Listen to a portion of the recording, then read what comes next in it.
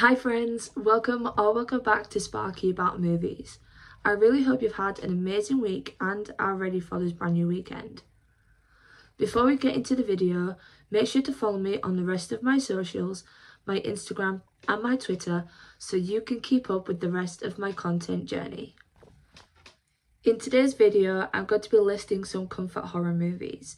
So if you've seen these movies, buckle up and make sure to comment down below which is your favourite comfort movie. But if you haven't seen any of these movies, stop right now, here's your spoiler warning, and check the description box below. First up, we have Scream, which came out in 1996 and was directed by Wes Craven. Scream opens with an immersive sequence, of which Drew Barrymore gave the performance of her lifetime, then flourishes into chaos, bloodshed and fright, finally concluding with that clever jaw-dropping twist. It's a timeless classic that revived a very tired genre and has continued to maintain its peak for over 2 decades. Even as the sequels grow, the original will stand the test of time. Neve Campbell took Sidney Prescott and turned her into a weapon, a worthy final girl. Skeet Ulrich was that heartthrob. His whole demeanour screamed killer, but somehow they managed to throw you off his scent, including Matthew Lillard, the token joker of the group. No one will ever be able to do it like they did. We all know I am a Scream girly, and that's my franchise. Scream holds me together when I feel like I'm falling apart. It's my all-time favourite horror film. Next up, we have Wrong Turn, which came out in 2003 and was directed by Rob Schmidt.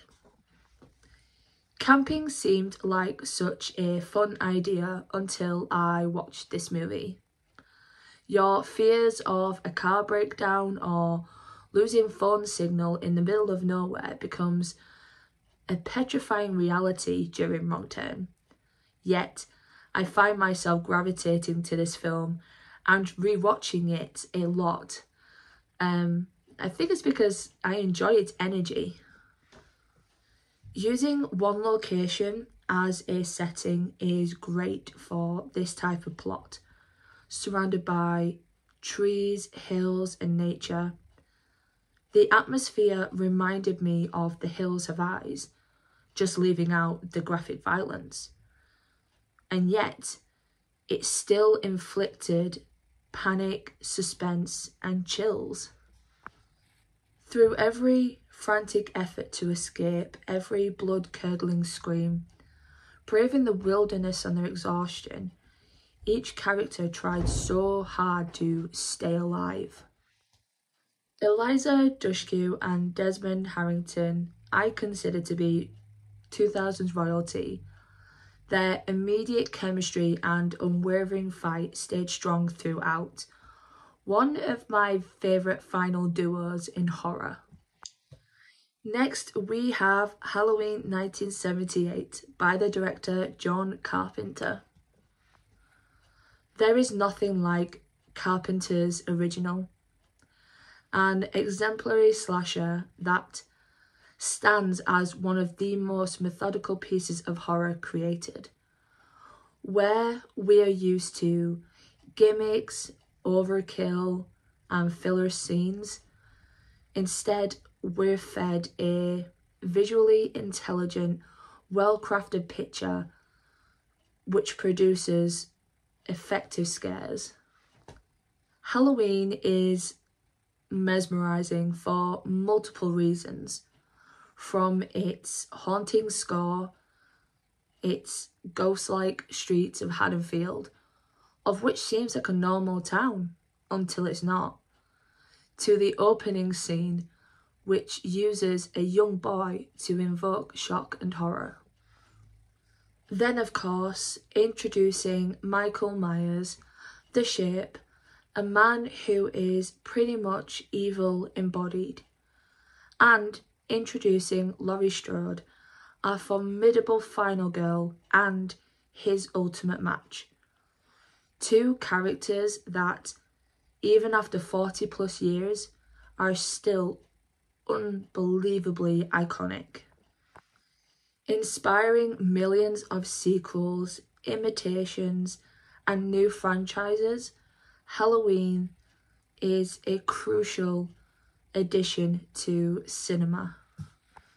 Spooky season is my favourite time of the year, and this film makes me feel right at home, even if it is still creepy as hell. Next, we have Resident Evil 2002, which was directed by Paul W.S. Anderson. It confuses me how this film sits at 38% on Rotten Tomatoes. It's aged very well, given CGI has evolved in recent years. Resident Evil attained its audience through awesome characters, that claustrophobic setting, its heart-racing action, and so many well-timed funny lines.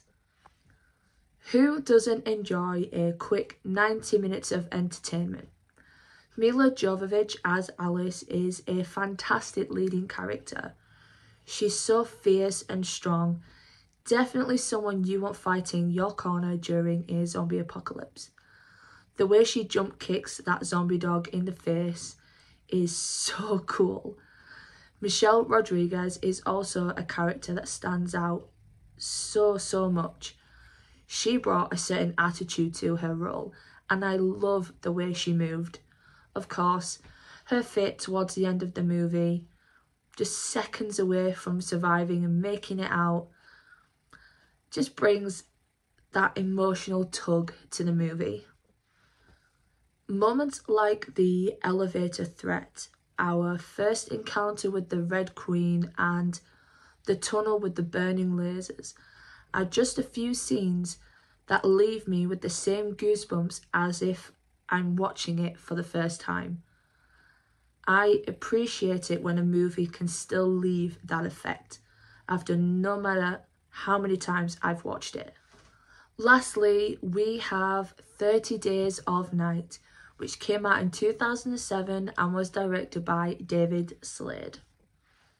Could you imagine living in a town that's pitch black for an entire month? I maybe could, just without the vicious vampires. 30 Days of Night is bloodthirsty, and the creatures are unlike anything we've ever seen. Communicating in screeches, tearing out throats with their sharp teeth, not fangs, and showing an intelligence that makes them appear unkillable.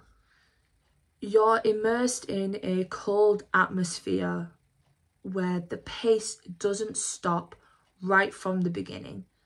Hartnett's performance makes this film. The unfortunate decision he's forced to make really transforms this film from a savage bloodbath into a tragic event that befell a small town. It's a tale of a young, lonely man who decides to help monstrous creatures travel the world and satiate their feral hunger by feeding on innocent homes. And I think it's done invigoratingly well. I find myself watching this movie every Spooktober. Okay guys, we have reached the end of the video. I really hope you enjoyed listening to me talk about some of my favourite comfort watches. If you did, make sure to leave a like and comment some of yours down below. I will see you in my next video. Until then, stay safe, happy and healthy. Bye.